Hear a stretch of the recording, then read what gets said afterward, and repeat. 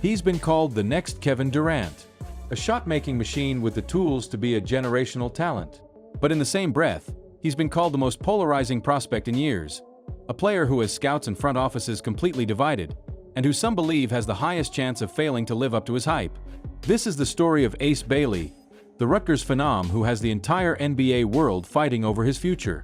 Is he a franchise-altering superstar in the making? Or is he a cautionary tale of talent without substance? Today, we're breaking down the film, the stats, and the narrative to understand the two sides of Ace Bailey. We're going deep on the case for him being a future MVP, and the case for him being one of the biggest risks in the entire league. To understand the hype around Ace Bailey, you don't have to look much further than his physical profile and his highlight reel. At the Combine, he measured at 6 foot 7.5 with a 7-foot wingspan, possessing a great frame for a modern NBA wing. But it's what he does with that frame that makes scouts drool. Bailey is a legitimate 3-level scoring threat, a player who can get a bucket from anywhere on the floor, against any kind of defense.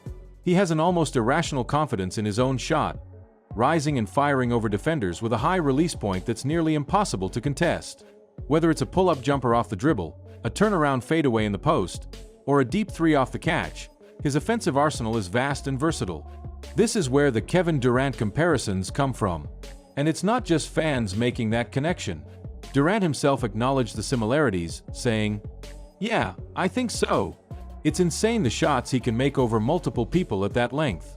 It's incredible to watch. He's a problem. I can't wait to see his career grow."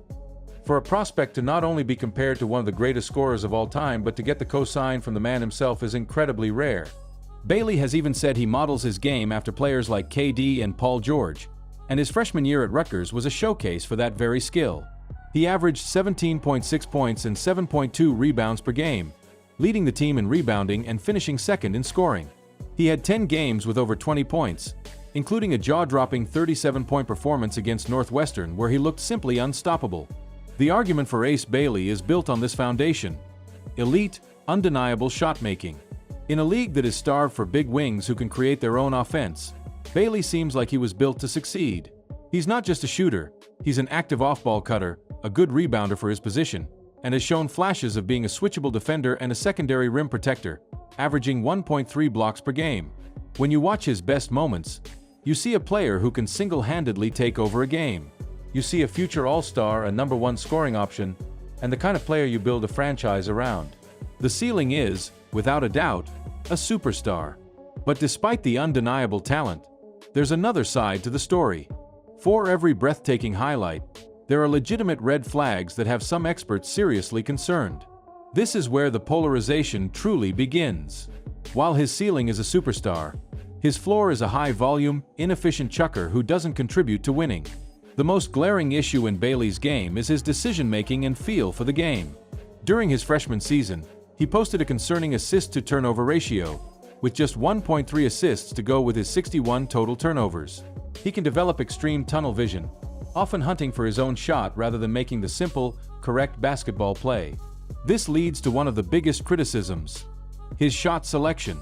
An NBA scout noted that when Bailey was asked about it during pre-draft interviews, he defended his tough shots, saying, "Well, I work on those shots, so they're not really bad shots to me."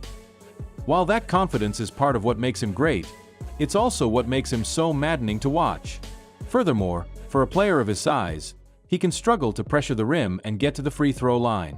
His handle can be loose, which makes it difficult for him to create separation off the bounce, leading him to settle for those difficult, contested jumpers. This has led to a different, less flattering player comparison. Michael Porter Jr. Like Bailey, MPJ was a highly touted prospect with elite size and shooting ability. And like Bailey, he entered the draft with major questions about his all-around game and decision-making. While MPJ has carved out a successful career as a key piece on a championship team, he has never become the franchise cornerstone many once predicted. The fear for Bailey is that he follows a similar path, but without landing on a team with a generational passer like Nikola Jokic to spoon-feed him easy looks. And that brings us to the biggest red flag of all: winning. Despite having 2 projected top 5 picks on the roster in himself and Dylan Harper, Rutgers finished the season with a losing record of 15-17 and missed the NCAA tournament. One anonymous NBA executive put it bluntly, stating, "What I struggle with most is you have him and Ace Bailey, who are top 5 players in this draft, and you couldn't post a winning record in college. That's concerning to me. What's missing there? So, why is Ace Bailey so divisive? It's because the very things that make him special are the exact same things that could make him fail. The line between elite shotmaker and inefficient ball stopper is razor thin, and Bailey walks that line on every single possession. The division exists because evaluating Ace Bailey forces you to answer a fundamental question about modern basketball. What do you value more? Do you bet on the tantalizing, unteachable upside of a player who can create a shot out of thin air? Or do you prioritize the safer, more projectable skills of a player who has a proven feel for the game and contributes to team success? There is no easy answer. Teams that fall in love with Bailey see his flaws as correctable issues that are products of a poor team context at Rutgers.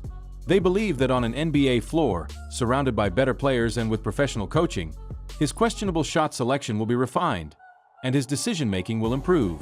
They're betting on the raw talent, believing that you can teach a great scorer how to play team basketball, but you can't teach an average player to have Bailey's scoring instincts. On the other hand, the teams that are scared off by him see his flaws as fundamental parts of who he is as a player. They see the tunnel vision, the shaky handle, and the lack of team success not as byproducts of his environment, but as core traits that will follow him to the next level. They worry that he is a player who puts up empty numbers on bad teams, a good stats, bad team guy who will never be the best player on a true contender. This is the tightrope walk of a top NBA prospect. The potential is immense.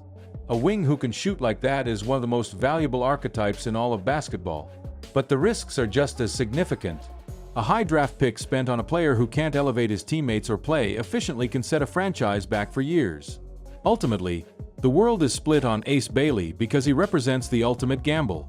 He is the boom or bust prospect personified. He could become the next great scoring wing, a perennial all-star and one of a team's most dominant offensive weapons. Or he could become the next in a long line of hyped prospects whose individual talent never translated into winning basketball at the highest level. His career will be a fascinating test case.